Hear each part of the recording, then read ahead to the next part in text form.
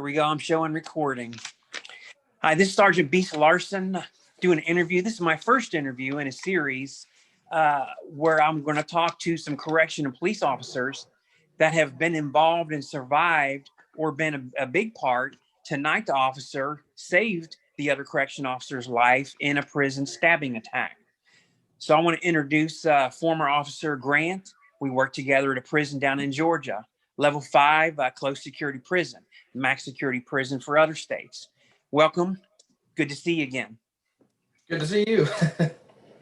So tell me just briefly a little bit about your background in corrections. You know, why did you want that job in the first place? How long did you work there? What was exciting for you about it? Background in corrections, pretty much straight out of high school, had a couple dead-end jobs, wasn't going anywhere. Graduated high school and just wanted to make a career. I always thought I wanted to go in law enforcement. So at 18 years old, Department of Corrections is where I fit in because, you know, of legal reasons. So I went there and I applied and went down to BCOT and passed. And I was there about a year before I resigned. Okay. So the night of this incident, and I'm not going to mention his name, the other officer was stabbed multiple times in the head and neck. And we learned later that it was a gang initiation type of incident. This incident happened in a GP dorm while you guys went in to do the nighttime lockdown. In that side of the dorm, you guys were working at like it's a building C1 and C2. You guys worked there together. Did you notice anything that day, during that shift between 6 p.m. and I believe this happened a little bit after 11 p.m.? During the day, we didn't really, you know, it was just a normal day in GP. Inmates were just how they normally was, you know, nothing out of the ordinary, no red flags, no arguments. Everybody was getting along. Everybody was watching TV. You know, it was just a normal day, you know, just a normal day at the job. Okay. So you guys entered to do the lockdown. Was it just two of you or there was 3 officers that went in? It was 2 of us. Me and the 2 of you. Okay, and that was normal. So you enter through the Sally port, you step into the side of C2, you're announcing it's lockdown. From the time that you walked in and announced that up to 5 seconds prior to the stabbing, did you notice a difference in that few seconds to a minute? Yes. What was different? What did you pick up on instantly? Well, when we went to lockdown, the inmates went, you know, like a normal lockdown. However, the inmate that attacked the officer, he was very agile, on the edge. His appearance was different. He was what we call laced up. So like, you know, shoes and stuff that he can run around in and refusing to lock down. So we knew something was up at that point in time. Like, you know, why is he really laced up? Why is he on edge? Why is he pacing? You know, he was really amped up. Was he alone or was anybody close to him? There was another inmate that had also refused to lock down that night. But fortunately, when we went in the second time, like a normal procedure, I guess he gave it up and was like, okay, I'm going to go lock down. But the inmate that had stabbed the other officer did not lock down. He was still very fidgeting. He was very like sweating, nervous, excited, all in the same thing. You can see it all over him. Okay. You'd been there almost a year at that point. You've been around some inmates high on drugs, extremely bizarre on drugs. Is that the kind of behavior you were seeing? Yes. Okay. At that point in time, I was like the inmate, what I thought was methamphetamine, just by being there over a year and seeing how the different inmates, you know, high on crack, cocaine, marijuana, you know, that's just what I thought. Okay. So observing this, everybody gets locked down. You've got the one inmate that's highly agitated. From the other officer, were you close? Were you far? About how far away? And what did you see and hear first that let you know he was being attacked and being stabbed by a shank? whenever the inmate had locked down, the other officer went ahead and counted the bottom range and top range come back down. So at that point in time, I was alone with the inmate, watching his every move, making sure he's not doing nothing stupid. The other officer come back down, and he was like, "Okay, now you go count." And I was very like, "Nah, I don't think I should." I walked up the stairs anyway. I had something told me to look back, probably about 5 seconds before the attack, and I looked down at the other officer, and I actually saw the inmate pull the shank from behind his back in his waistband, and I had already called the code, inmate stabbed, officer needs assistance. I had already called it before he even got stabbed. Okay. Seeing all of that, calling the code, what did you do? I believe you told me that you went over and you sprayed him, but what happened as you're calling the code and you're running towards them? As soon as I called the code, I've got radio in one hand, and as soon as I call the code, I'm at this time I'm running down the stairs to get back to the other officer, and while I'm doing that, I'm pulling out spray. I did spray the inmate, but unfortunately, he was so high that it didn't phase him. So at that point in time, I was probably about 10 feet or less from the other officer when he was being stabbed. So okay, how soon till the other officers, the backup came in? it felt like a lifetime, but if I had to really give a time frame, probably about a minute and a half. Okay. At least, maybe a little more. Like to me, when you're in that situation, and this from your experience, Yeah. it feels like a lifetime before backup gets there. It does. The time slows down, but it was at least a minute and a half. What after you sprayed him a good long second, like we're taught, which probably is a whole can. What actually stopped him from attacking the officer? Backup. He looked at me like, "I'm gonna stab you too." I was just by myself. There was nobody in there. Had my booth officer in the booth, but that how that is. They can't leave. Yeah. He would have got me too probably if or tried to get me if backup wouldn't arrive. Okay, so backup came. Did they gave some commands? Did they physically have to remove him, or did under command did he go ahead and separate and lay down and comply? Under command, he didn't want to get tased or anything, so the inmate did flop down on the ground and throw the knife or the shank. Okay. Okay. Once the scene was under control, with you in the backup, the supervisors came down. They got some medical to come down. Is there anything that stood out to you at that point, other than just the cavalry, medical and the supervisor? Right. He's restrained. Do you remember anything that stood out to you? Not really. Everything, at that point in time, I was kind of in shock, like what had just happened. So, no, I don't think anything stood out to me. Medical, I think, could have got there faster, but that's about it because every gate was locked. Yeah. They had some distance to travel, the golf cart. Oh, yeah. The whole situation. Yeah. You'd been there almost a year. We've talked a little bit. I know probably about 2 weeks before this, you came down to Tier 2.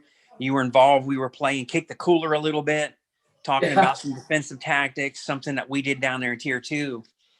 There's the time from your hire date, up until here, there had been multiple stabbings. Sometimes we had 2 to 3 stabbings a week, inmate on inmate. Yeah. A lot of fights. So this was a prison of high violence. That was never going to change. Always that way, never going to change. So in the back of our mind, all of us knew there was this great potential for this. Right. Just 2 more questions. After this incident, eventually you worked through the shift and you went home. You probably had a hard time sleeping. And then probably, later that night, when you're with your family is when it really sinks in. How was that, the end of that first 24 hours for you? It was rough. It was probably the worst thing I've ever had to deal with. mentally, emotionally. Me and the other officer was actually pretty good buddies. I met him while working there. So not only did I have an officer that got stabbed, I had a best friend that got stabbed. So Yeah. it kind of took a toll on me. I mean, the first 24 hours was I just kind of separated myself from everybody and just wanted to be alone. Once you got through that 24, through the next, 48, the next 2 to 3 days after that, did you kind of settle down a little bit to talk with family, talk with a wife? Yeah, with my wife, I kind of talked a little bit. Other than anyone else, no. And there's a lot of people I still haven't talked to this day. And it's been, a year and a half now? So. Yeah, yeah. I'm still in touch with the other officer. We live in different states. I talked to him right before Thanksgiving. This is something that's very difficult. And like we talked before recording, the purpose of this is to let people know, if you wear a uniform and wear a badge, there is potential. And you do have backup. You do have people coming to help you. You can also, with a good mindset and be driven, this officer being stabbed, he was rushed to Atlanta Hospital. I saw him the next day, several of us did. He said, I will not die. My son graduates kindergarten in a week. And he said, I'm not going to die. I'm not going to go to sleep. I'm not anything. I have to go see that graduation. And he asked me, you come pick me up and take me because they won't release me. I know I'm going to be in intensive care. They've got to get me. I actually contacted a couple people, the commissioner, and I asked my friend that is the director of special ops, we've got to do something. If he doesn't see his son graduate kindergarten, he might die. Right. I tried to go to bat for him. He ended up getting released the night before. So he did make the graduation. But to officers that are going through a critical incident on a police department, they're going to get debriefed right away. There's a lieutenant, there's a team that's trained in this. We didn't have that in Georgia prisons. There wasn't a team of neutral people to come and debrief you. Right. And I know I didn't talk to you until several days after this. So you'd have talked to your wife and probably nobody else. One of the things I want to point out, I remember telling you, I was proud of you and you did a good job. You did a great job. I feel like the prison failed you. They should have presented you within 48 hours a medal.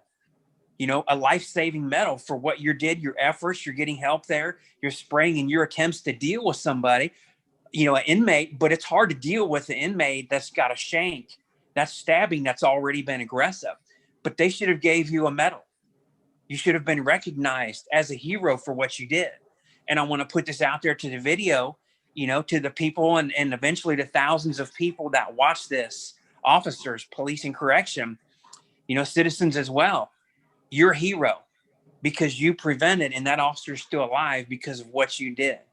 So on behalf of those of us that really, really, really care in a uniform, thank you. I appreciate that. Thank you. Thank you for what you've done.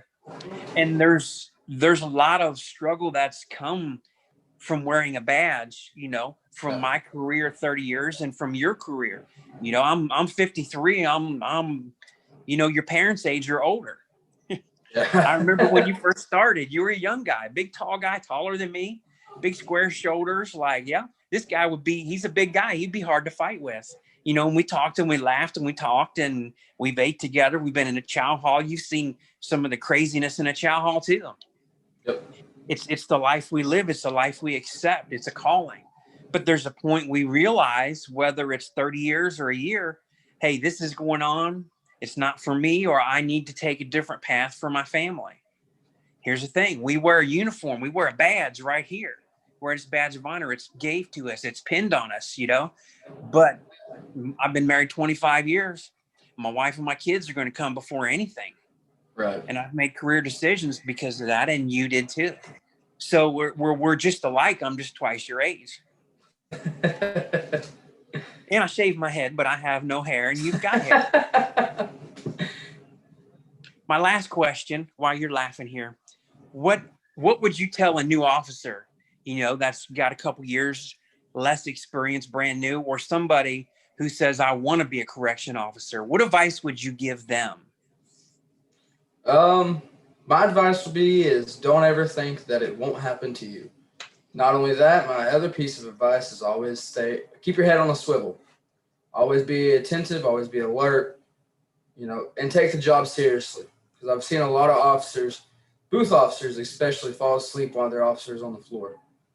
And that's a big, big issue with me, because that night that everything happened, if my booth officer hadn't told them where we were actually from and like give communication skills, if he would have been asleep, we probably wouldn't have got back up when we did. So just always stay alert, always be attentive, and fitness. Prepare yourself mentally, emotionally, and physically.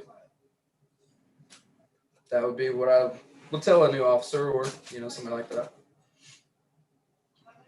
Sounds great. That's what I would tell them. I've been asked that because I am so old and I've been through interviews in different jobs. What would you tell a new officer? I've been an instructor 21 years now. I started in police, and I gave the same answer you did. It's always the same answer. Yeah. But I want to thank you for doing the interview. Again, this is the first interview talking about critical incidents. Thank you. The former officer Grant from Georgia.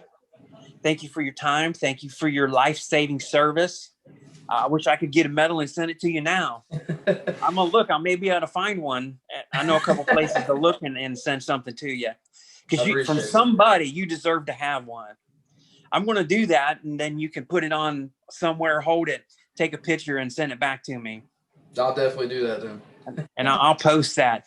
I'm involved with about 35 groups on Facebook and over 500,000 people. I want the world to see you're a hero and you deserve that medal. So when I find out, I'm going to mail it to you. I'll get your address here when we get off, and you can send it to me. And once again, thank you. Have a great night, and I'll talk to you later this week. All right. I appreciate it. Thank you.